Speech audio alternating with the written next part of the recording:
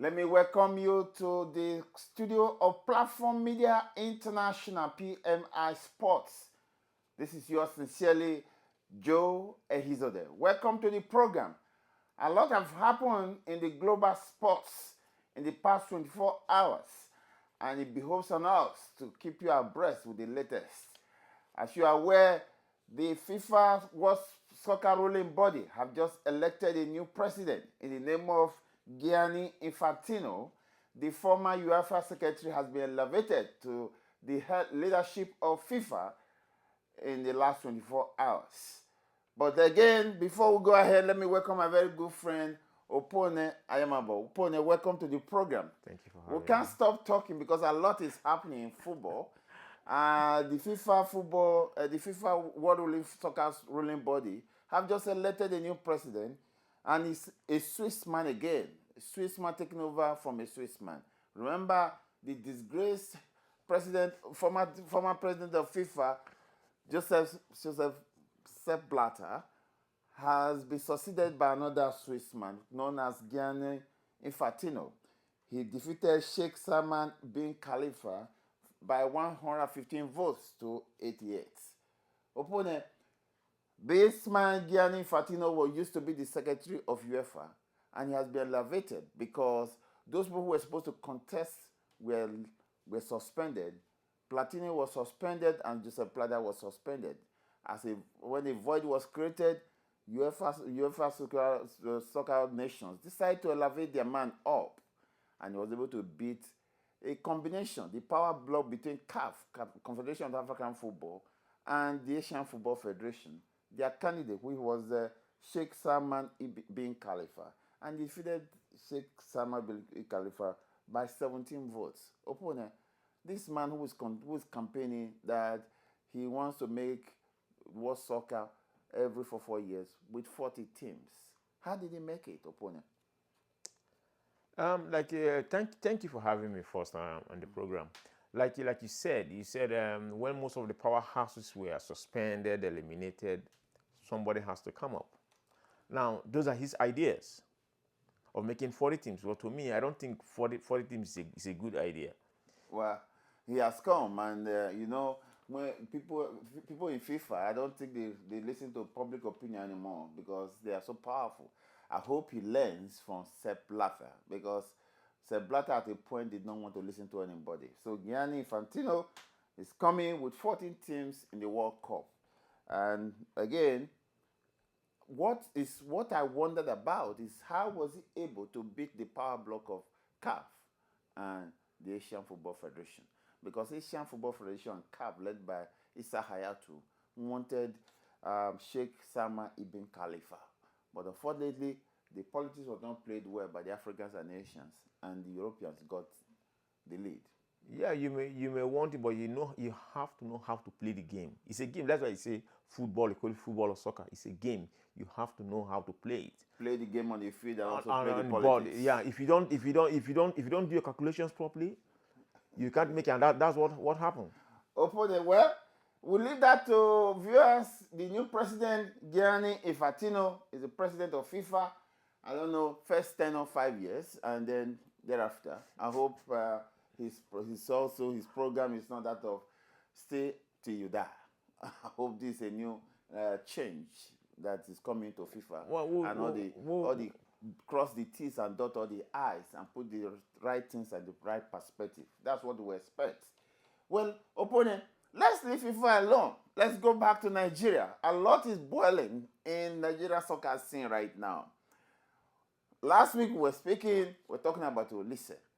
He resigned abused Nigerians, abused the NFF on YouTube, recanted and started. But opponent, the latest is that Oliseh is gone. The new person in charge of the Super Eagles is the former coach Samson Siasa, to be assisted by coach Emmanuel Amunike. Remember, these are the golden days of the Super Eagles. These are the players that made the Super Eagles stick in 1994 World Cup. So these former players are back in the saddle to coach the national team. Opponent, how did you manage to get into this mess? I call it a mess because a coach abused the whole nation, came back, collected his salary, and moved out, resigned, and took Nigerians and the NFF unawares. All right? And now, and the coach that was sacked before, Samson says, I remember he was sacked because he didn't qualify for the Nations Cup. He was fired. Now he has been brought back. And we exchange, listen, let's talk about the administration first of all before we talk about the success of the team. Okay. What is going on, opponent? You see, like I always say this. Maybe people in Nigeria, people all over the world don't listen. Nigerian matter. Nigeria don't have a system; they have a way, and that is the problem. When you say they don't have a system, what is it? Okay. But they have a confused system. But there's a system in place. Maybe it's a confused system. You can call it whatever I want to call it. I don't call it a system. I still say it's a way.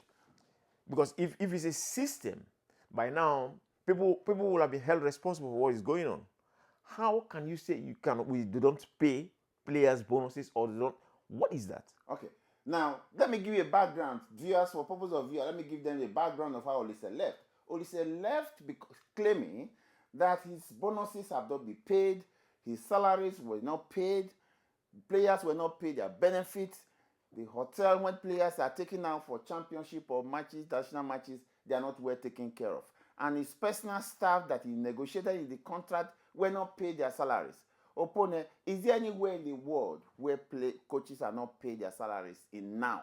Not to talk of Nigeria, a big nation in Africa with 150 million population. And we are claimed to be the leaders in Africa. Opponent, where is that done? Really, it's not done. It's not done anywhere, because football have their own structure. But in Nigeria, as I say, it's a way. People, so they just appoint. They have a chairman of the head of the football house, and he does whatever he wants to do. How on earth can you say you don't pay players, you don't pay coaches? What is that? Okay, well, from what I learned too, is that some members of the technical crew, led by barrister Chris Green, wanted an international coach. And I understand that Le Havre, the former coach of Cote d'Ivoire, people have been negotiating at the back of the NFF. So they are already talking to a foreign coach when Oliseh was still in the saddle. And as a matter of fact, whether confirmed or not, because all these things start with rumor before it is confirmed. So Le Havre was being contacted, and while Oliseh was being paid 5 million naira a month, Le Havre was touted to be being negotiated for $100,000 a month. Look at the difference. So, is it because these guys are white or what? It's a whole lot of mess on the ground. Rumors that foreign coaches are being touted, rumors that players are not being paid, coaches are not being paid, officials, the technical crew been fighting the coach. Amadou, who has become the Gosendik of NFF, is being touted to replace Oliseh while Oliseh was still in contract.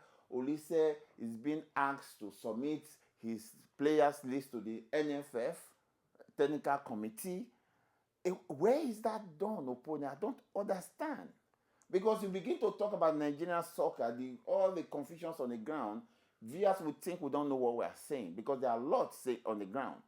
So, opponent, is there anywhere in the world where the coach of a national team submits his program to the technical department of the NFA?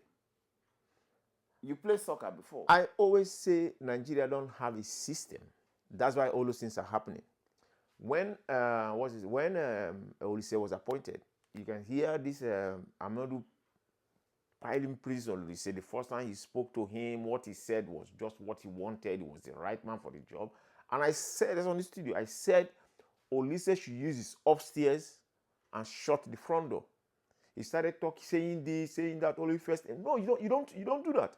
Let us face the fact. Oliseh is not experienced. He haven't coached before. Okay, let's go back to Oliseh now.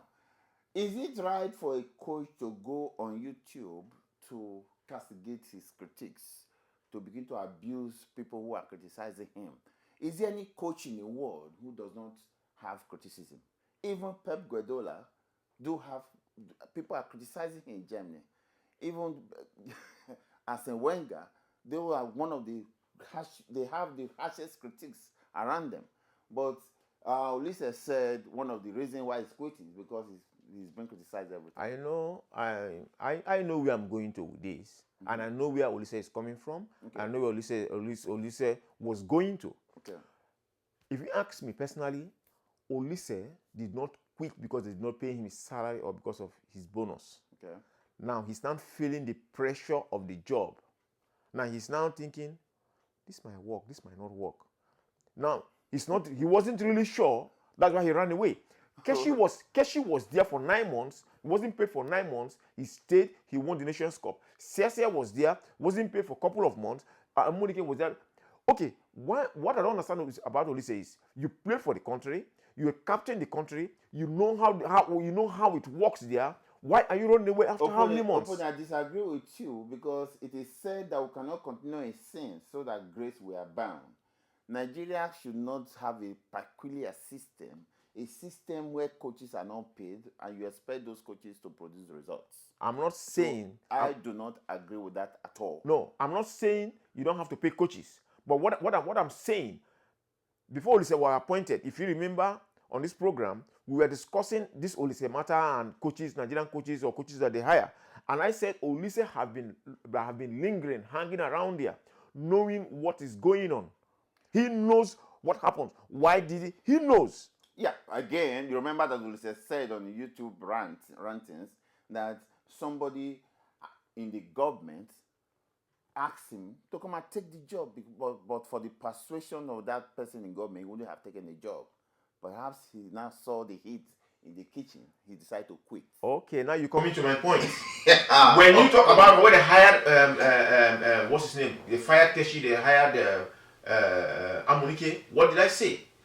These Nigerian coaches that they hire them as if they're doing them a favor. I said it here on this program. Yeah, but that's a big problem. There's something very unusual about Nigerian football. Now you want to appoint a coach, you fired one, and without negotiating with this one, under 2 days, you already hired Oliseh and came to Nigeria and touted him as the Pep Guardiola of Africa. And I think those people who did that have no shame. If they have scruples, I think it is time for them to have resigned. Opponent, Nigerian football is as confused as the engine of the plane. There's a lot of network, but there's no direction. So, Barrister Solomon Dalong, who is the minister, has raised the hope of Nigeria so high, and that now that hope has been dashed. The minister is missing in action. The NFF president is also missing in action. The technical committee of the NFF that have been holding sway, that have been dominating Nigerian soccer scene, peopled by people who have no jobs, people who have failed in their profession. They are the ones in the technical committee of the Nigerian Football Federation, and they have nothing to offer. So I insist that the right things must be done. The leadership of the NFF have to quit, and if they don't quit, they should be impeached. And if the minister does not know what to do, Buhari should wear the big stick and put somebody who have a right direction. That's my point of view. I think on this matter, I'm going to hold the minister responsible, because we'll be talking about the minister having been appointed and haven't done anything. We expected the minister to do something, especially in Nigerian football, the football sector, and nothing has been done, nothing was done, and now look. And if the man goes by his title as a revolutionary, I must confess that the minister has gone and walked. In the military cycle, it's a way without leave. And leave with their viewers, Nigerian football must go forward, and we're fighting that Nigerian football should go forward. And for football to go forward, what do you say, opponent? For football to go forward, Nigerian football needs to be structured so they can have a viable system. The problem is that Nigeria don't have a system. And I also say, whether with this mess on the ground, there must be victims. Those victims must be people who hired Oliseh, who have no shame. In this mess, they have to quit. That's my position. Viewers, I leave you with that. Thank you, opponent, for coming to this program.